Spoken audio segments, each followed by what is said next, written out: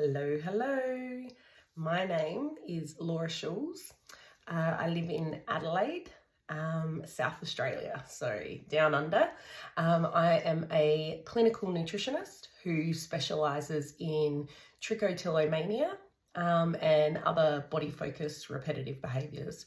I also look at ADHD and ASD as well as a focus, because a lot of the time ASD and ADHD can be intertwined, and OCD can be intertwined with the hair pulling and the other repetitive behaviours. So I'm starting this YouTube channel.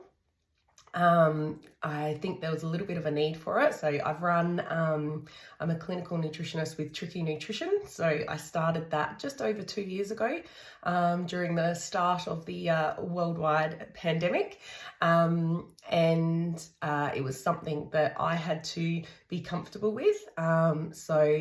As I've also got trichotillomania, I just wanted to write this video, like today, have this video to really explain my story and how I became a clinical nutritionist and how I've used nutrient therapy to help with my own overcoming of my hair pulling disorder. So when it comes to my Trich, as a child, I've seen different things now. Like I felt like I just used to twirl my hair as maybe a 10 or 11-year-old. Didn't start pulling until I was 14, 15. It was right after I got braces on. I used to chew the hair in between my teeth, I think, as my teeth were moving.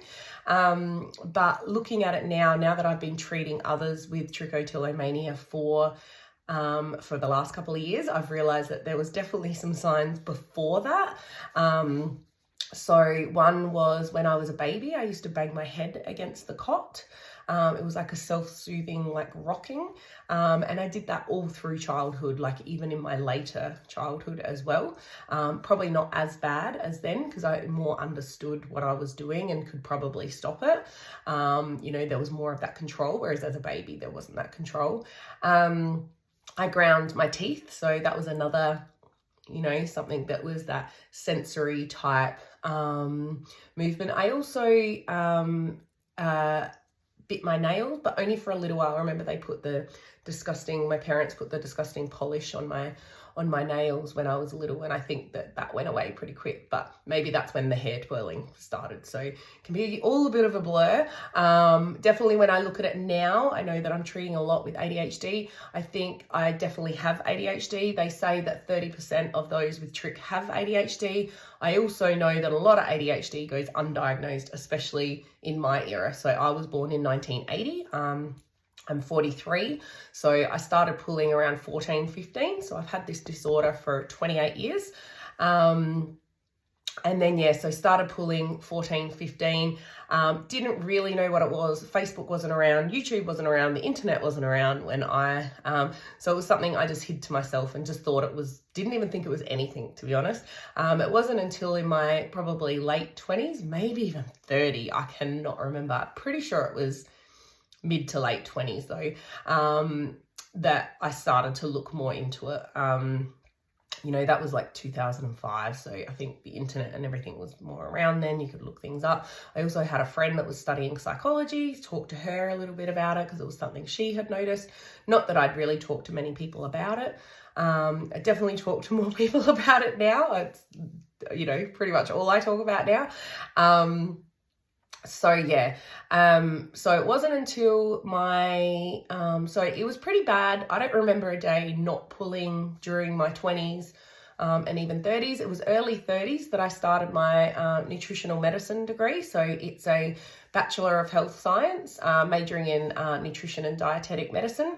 And during that degree, I started looking at assessments with depression and anxiety. So I was looking at nutrient deficiencies for depression and anxiety, and I started to go, I wonder whether this has got anything to do with the Trich stuff. So I started looking into that. Obviously, and you may know this as well, because you've probably done a heap of research and that's how you found this video. But there's not a lot of research around trichotillomania. and nutrients. So, you know, it is hard to come by studies with nutrients because no one owns the nutrients. A lot of, you know, medical companies do pharmaceutical, you know, like drugs, like they do a lot of studies on different drugs and different therapies. But when it comes to nutrients, no one actually owns the nutrients. So, you know, people don't own vitamin B12, for instance. So there's not a lot of research on vitamin B12, you know, methylation and trichotillomania. So I'm hoping to change that, you know,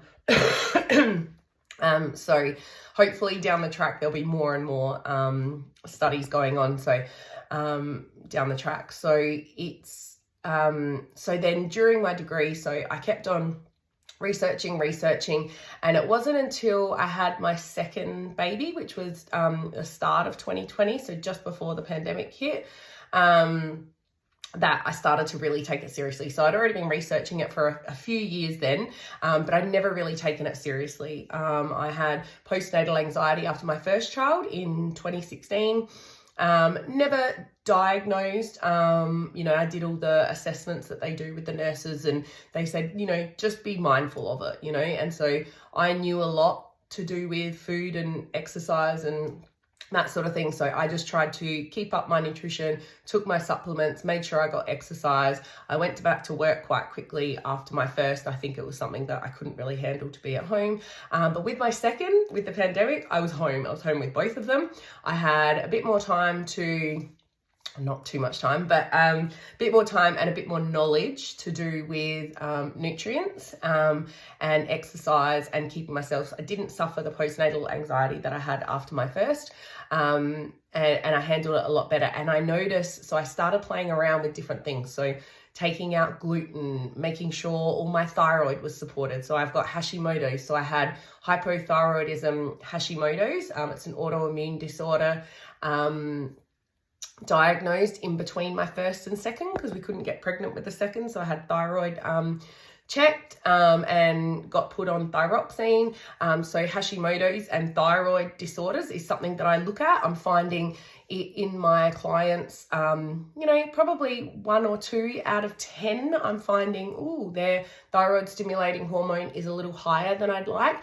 And I do start to support the thyroid a little bit more to help people get their results as well. So I got diagnosed with that, and then so that was something that I definitely, and when it comes to autoimmune, definitely those inflammatory foods like gluten and dairy, we like to eliminate. Soy is another one to eliminate. So I sort of really concentrated on that, really concentrated on making sure my vitamin D levels were good, making sure my iron levels were good, and just seeing all these, you know, I know iron can increase anxiety. So if you're going to increase anxiety, and there's studies on that, but there's not studies on Trich. But when you put them all together, which is what I do for my clients, I start to see results. So that's pretty much my story. So so I've done that. So that was the start of 2020. So, and I do say to people, I say, I am not pull free. Like, I'm 100% honest about that. My hand will still go up to my head. So I'm a scalp puller. I've never done my eyelashes, eyebrows, anywhere else on my body. It's always been my scalp, always around this area. Obviously it's growing back pretty good. I can wear it. I used to straighten it all the time, whereas now I just wear it natural. So this was washed yesterday. And this is just sort of the natural state, you know, that it comes to.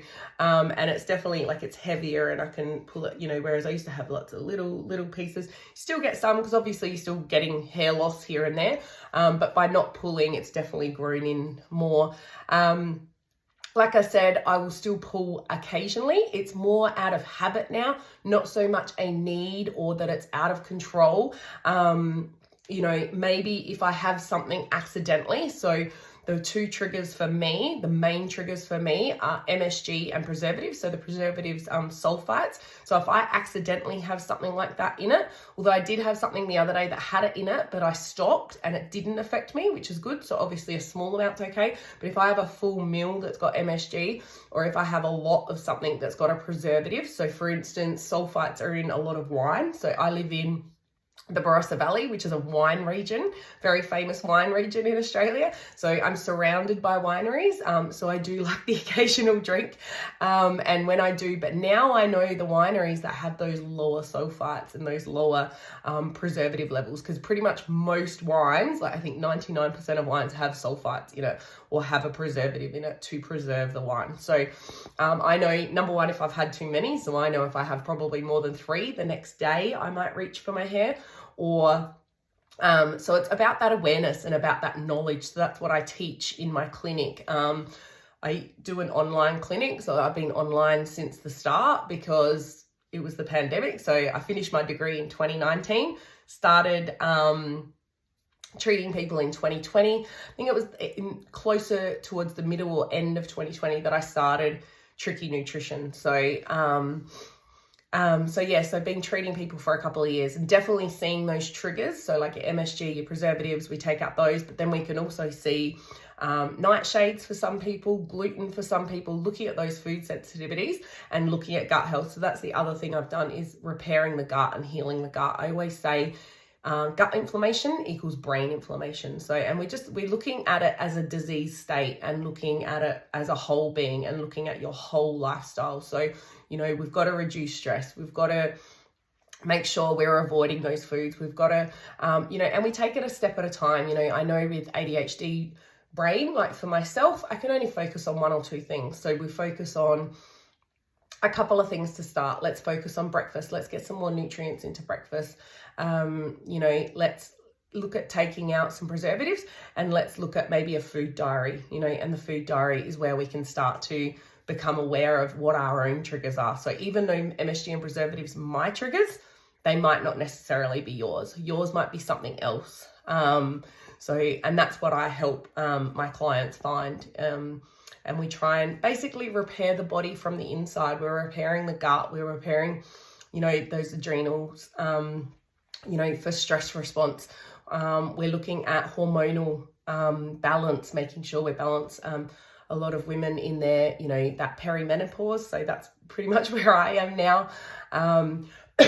Making sure that, you know, we've got all those nutrients that are going to perfectly, you know, support that change. So I treat a lot of young girls as well. So, you know, getting them through that change and getting their ovarian function really working smoothly. You know, there's usually a reason why we're bleeding heavy or we're got those cramps. You know, we might see a magnesium deficiency, or there might be a deficiency of some kind that's not helping that situation. And, you know, when we're in pain, we pull more. When we're stressed, we pull more. So it's about removing those things and easing those things so that need to continue pulling is just not there. So that's how I use nutrient therapy. That's how I came to where I am now. So I've been in Trichotillomania nutrition for 2 years. And I just wanted a video just to explain a bit about my story and about how I started treating others with Trich. I'm so glad that I came out of my comfort zone. It wasn't something that I was planning on doing, definitely. I think I was more going to do gut health. That was where my passion sort of lied, but it's kind of moved into this mental health OCD. And I do feel like there's definitely a need for more practitioners out there that are helping people with trichotillomania. Even though it's only 1 to 2% of the population, I feel like I'm making a difference and, you know, just a voice for those people, and that they can talk to someone that really understands what they're going through. So if you have any questions, just write it below this video. I'll hopefully be doing a lot more of these videos. So if you want to subscribe to the channel, or I'm not sure what happens with it, but just subscribe to the channel or like the video so that hopefully you can see a lot more coming. So thanks for watching. Bye.